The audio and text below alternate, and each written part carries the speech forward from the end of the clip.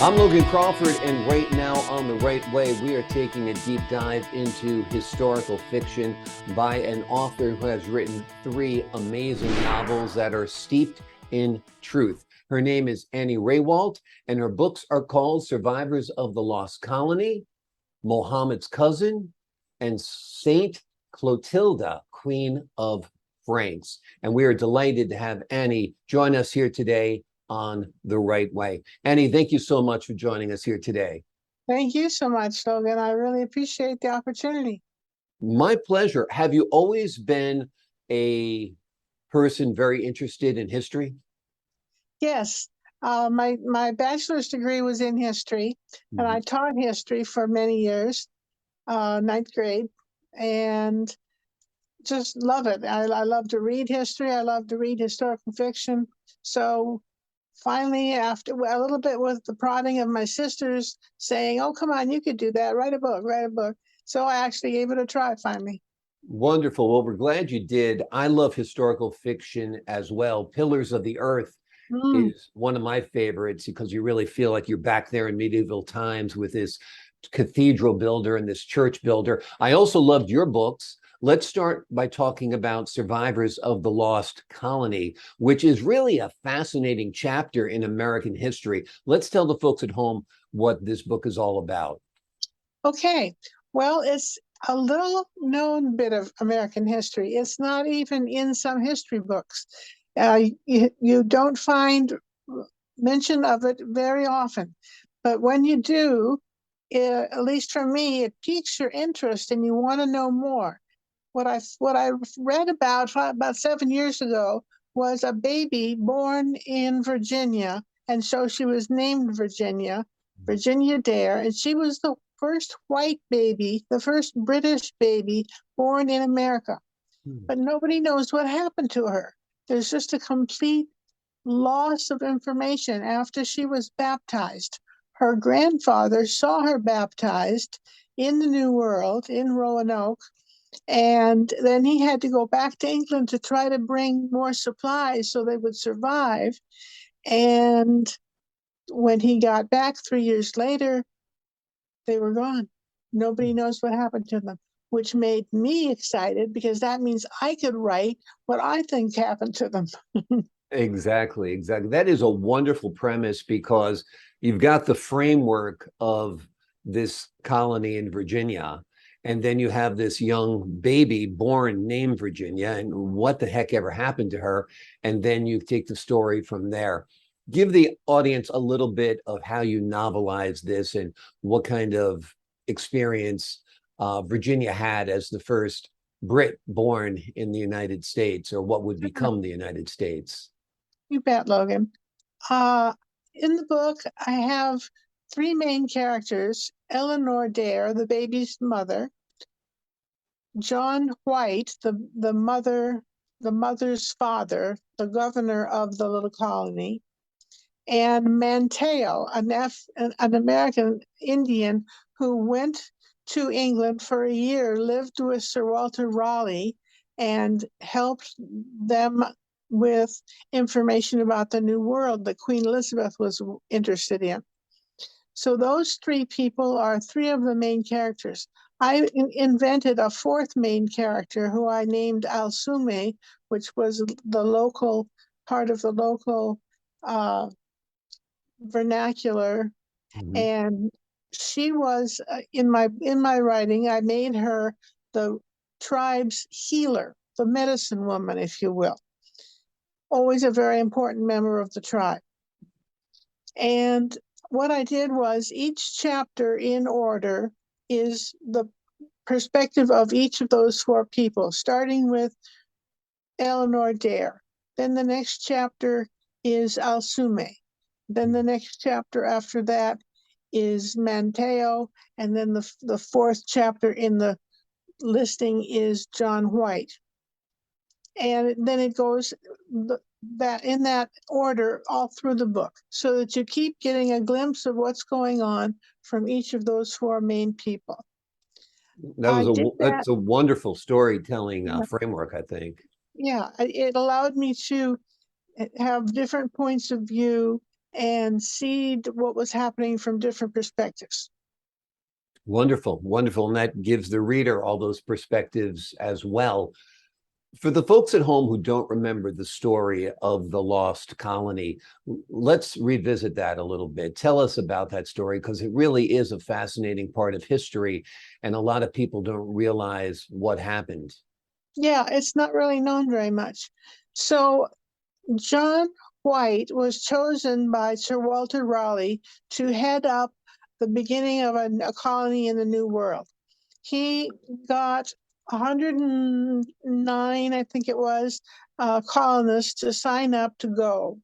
And he outfitted 3 ships full of everything they would need: hoes and plows, shovels, saws, everything they would need to cut down the trees, build houses, and get started farming.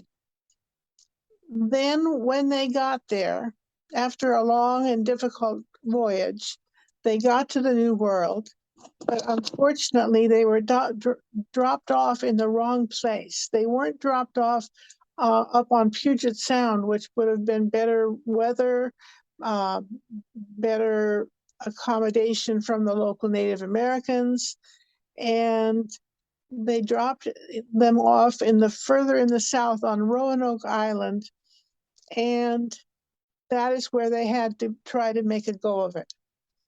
We know for a fact that things were tough from the beginning because John White was determined to get help for his family, his daughter, his granddaughter, his son-in-law.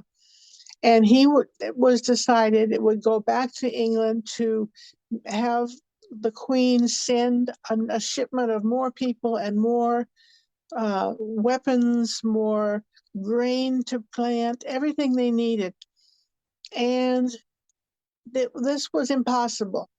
They couldn't send any ships because the Spanish Armada was getting prepared, and Queen Elizabeth could not afford to lose any ships. She needed every ship in the country to be ready to defend the British coast. So he was stymied. He wasn't able to get back to help his daughter and his granddaughter. When he finally did get back 3 years later, they were gone. There was no trace of anyone. There was empty buildings.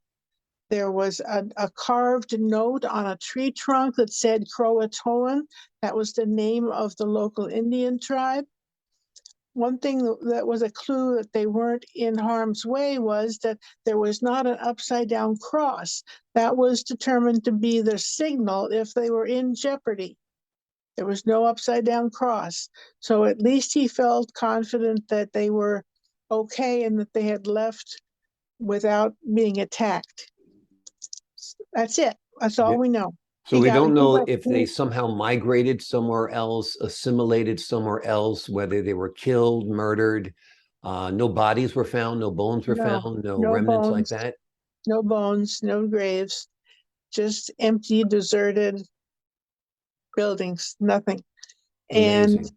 he went back to England, and he was a sad, broken man, never able to find out what happened to his daughter and granddaughter.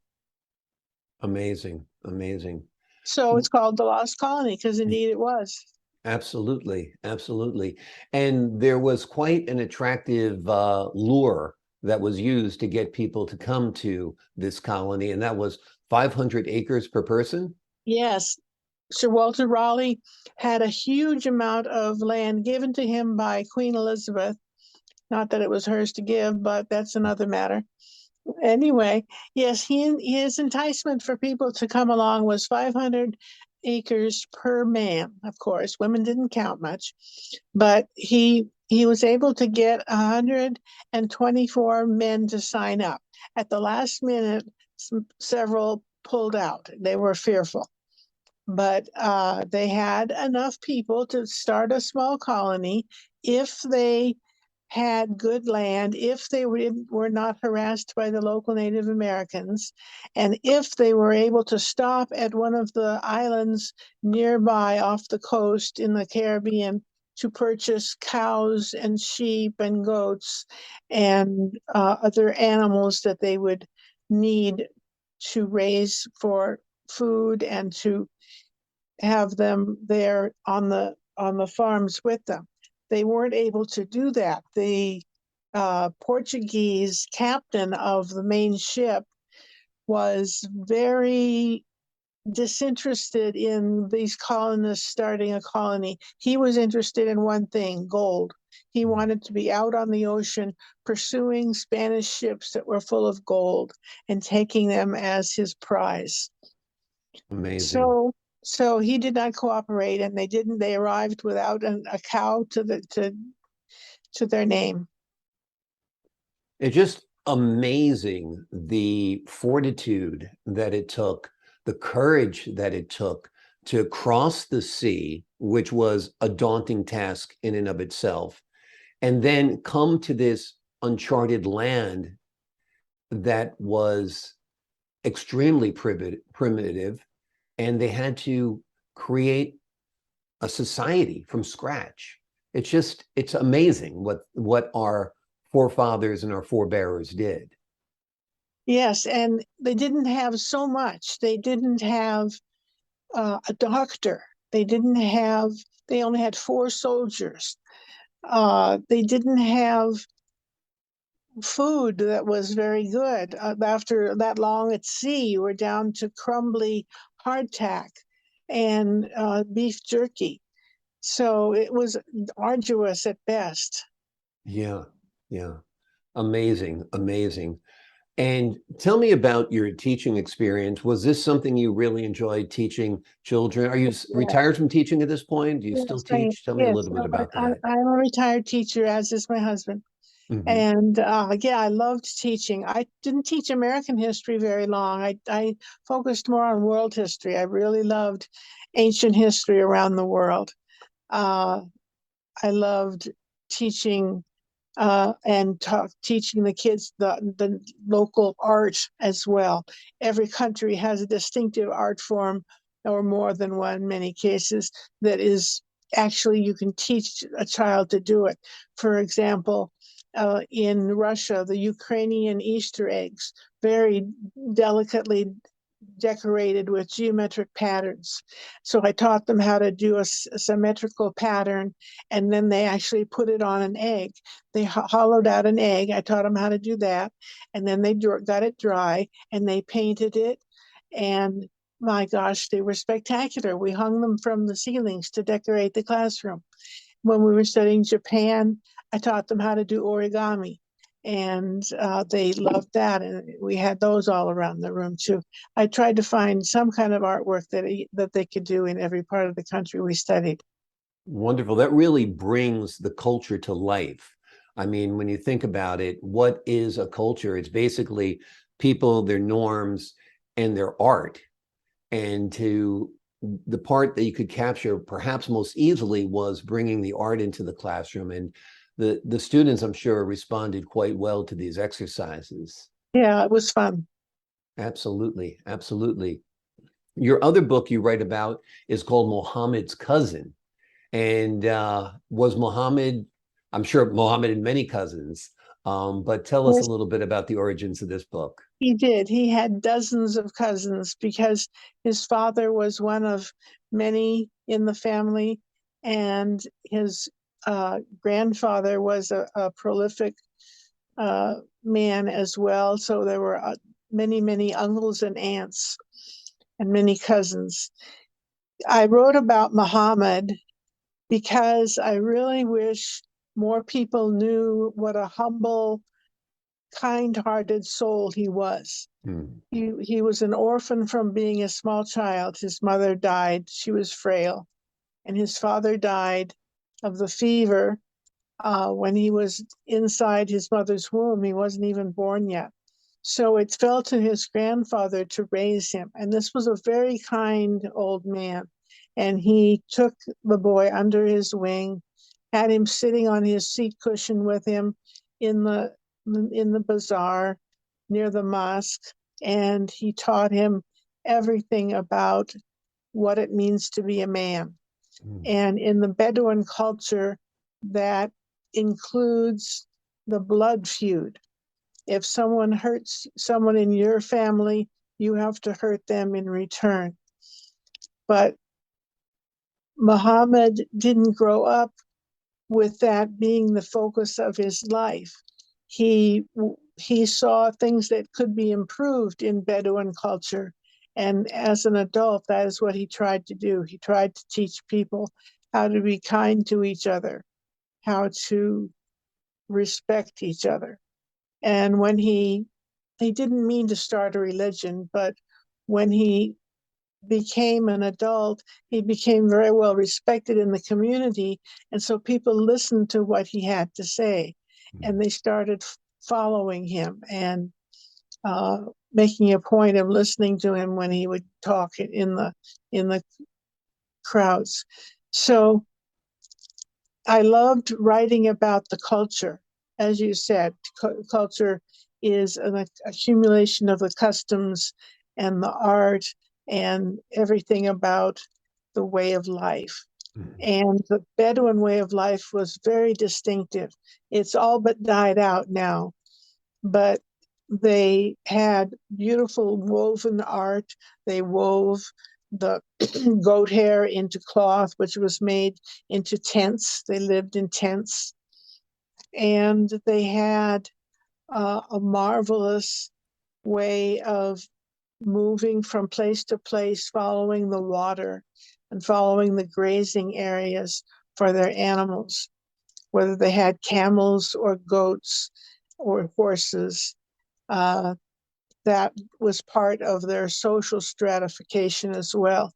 The wealthier Bedouins had horses, the poorest had goats, Mm. but they all lived with the same respect for the water. The water was all important in their culture. Yeah, it's interesting when it gets down to surviving, people very instinctively know what they need. They need an animal, they need water, they need shelter. So those are the basic things that help life thrive. Yeah. Yeah, absolutely. Now, Mohammed's Cousin is a novel. Tell me a little bit about the structure of the novel and for the folks at home, the story of your novel. Okay. Well, we start with the early childhood of Muhammad's cousin, Khalil. I named him, and Mhm. he's a fictional character. But I based everything about his life on the research I did about Bedouins and how they're raised. Wealthy Bedouins sent their children out to stay with a Bedouin tribe for their early childhood, to get them steeped in Bedouin culture and to harden them up so that they would be strong men. Only the boys were sent out; the girls weren't sent out. So the little boys were sent out to live in a tent with their foster parents and learn what it was like to survive in the desert.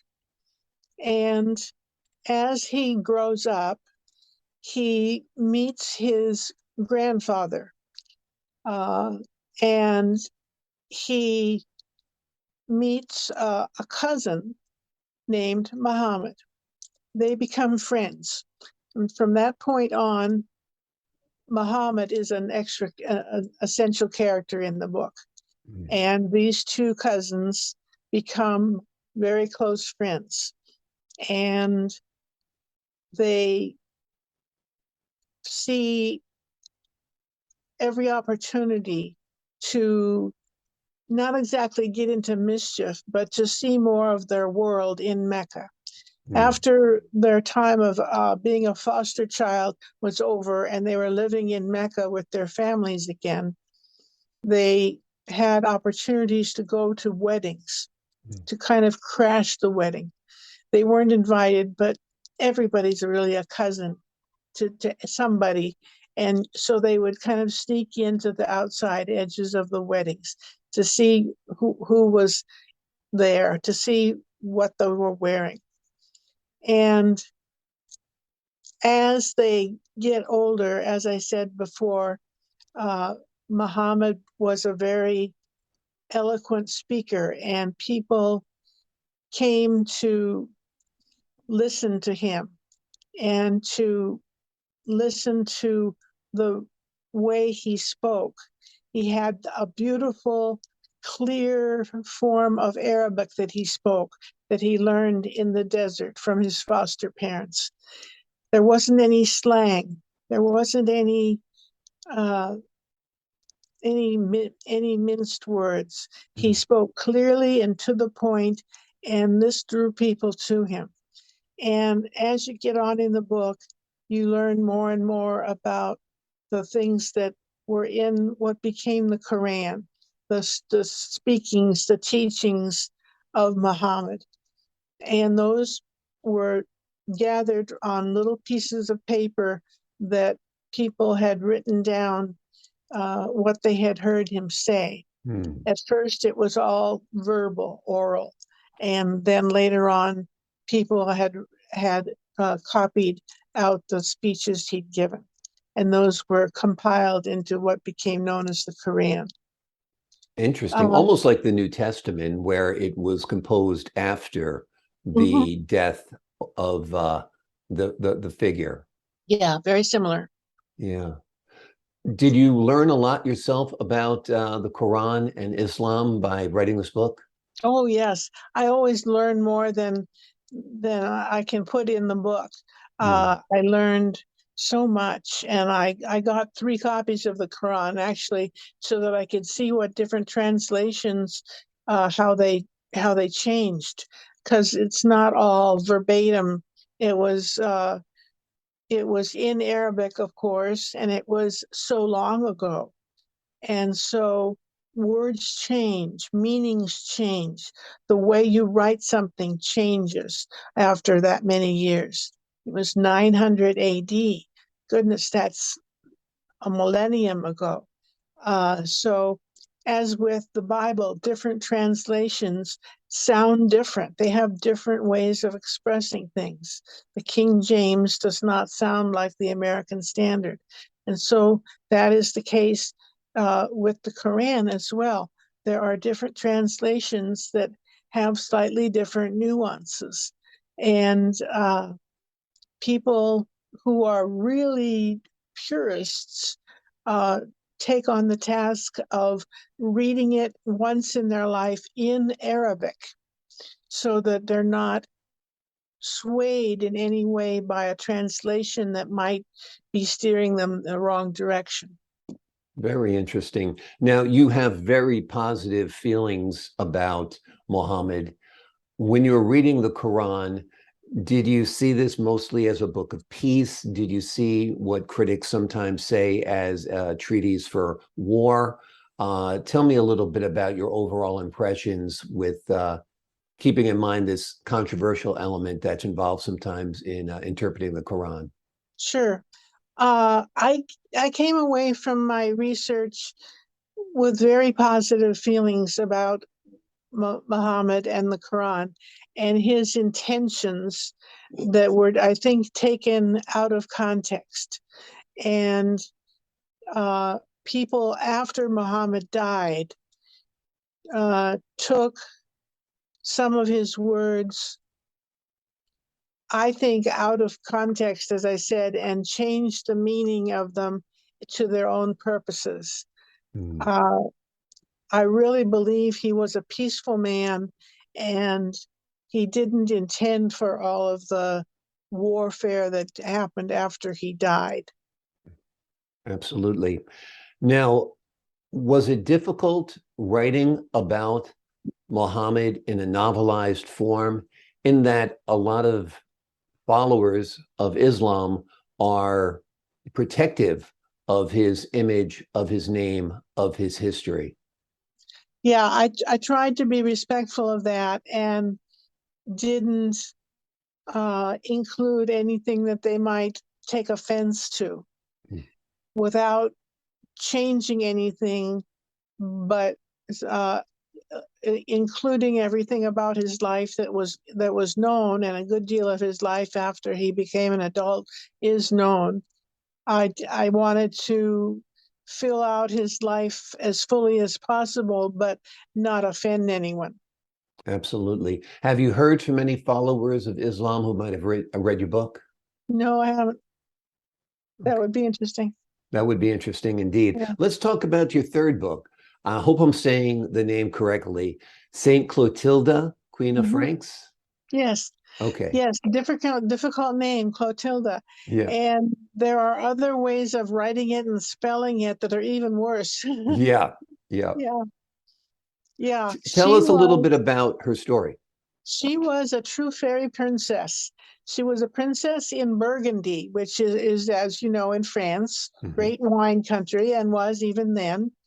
We're going way back now to the 6th century AD, and they're already growing grapes and making wine in Burgundy. Her parents are very wealthy, the king and queen of Burgundy, and she is a pampered princess, and she grows up with tutors teaching her everything she wants to know, and languages and classics. And she's reading Greek uh, stories and Greek comedies and dramas. And she is completely ripped out of her life when her parents are killed and she's taken prisoner by her uncle. Mm. And that's the big change in her life. She then is in a convent where she's being sort of held prisoner, but it's in a nice place at least, and they're feeding her and they're taking care of her. But that's where her uncle dumps her. And she has to find out how her own way to get out of there and get on with her life. Luckily, a nearby king in his own kingdom to the north of Burgundy had sent some of his authoritative people, advisors to him. He had sent them to meet her because she was famous for being well educated and beautiful as well. And he sent his emissaries down to meet her and to make an offer of marriage to her father. And at that point, she had turned them down. But now that she's being held prisoner in a monastery, she's decided to turn him to change her mind and take him up on the offer. So she finagles a way to get out of there and get up to where he is, and she marries him. And that's the beginning of her life with pagans. Mm. He was not a Christian. He had uh, belief in Odin, the Norse god, and he didn't really care what she believed, didn't care that she wanted to go to mass in the local cathedral every day, but he wasn't inclined to change religions until he got in a very bad situation where his army was losing. They weren't used to losing. And he decided to pray to her God. And after praying to her God, the army was victorious. Mm. So he decided to convert to Christianity. That changed everything.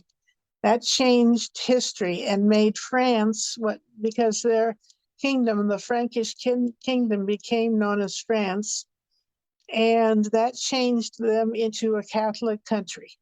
And she went on to do many good works, take care of the poor and the sick and the needy. And they eventually, after her death, they made her a saint, Saint Clotilda. Amazing. That's a fascinating chapter of world history and the Catholic Church that I was not aware of. Saint Clotilda. So, aside from her helping her husband find religion, what distinguished her as a saint? No great miracles that you Mhm. usually associate with saints. Right. just the good work she did. She spent a fortune on the poor, the sick, the homeless, and So sort she of like Mother Teresa, where it wasn't something, fantastic or miraculous. It was more like just a consistent, good and great life throughout her time. yeah, that's it basically. Yeah, oh, wonderful. Now, this was a novelized story. Tell me how you novelized her story. Okay, I gave her a confidant who was a servant. She was Clotilda's companion, her seamstress. She did everything with Clotilda, and Clotilda poured her heart and soul out to uh, the seamstress and took her into her life completely. And so we are exposed by way of the seamstress being the narrator of the novel. We are introduced to everything through her eyes. Amazing. Well, these are three wonderful books. From chatting with you, I've learned a lot. If our folks at home read these books, they'll learn even more. They are called Survivors of the Lost Colony, Muhammad's Cousin, and Saint Clotilda, Queen of France. And they are all written by Anny Rehwaldt. And it's been a delight having her here today on The Right Way. Anny, anything you'd like to add before we leave today?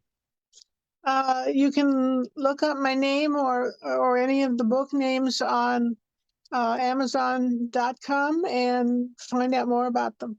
Absolutely. We will have the links below this interview posted Okay, as well, so you great. can find out more about Anny and her works.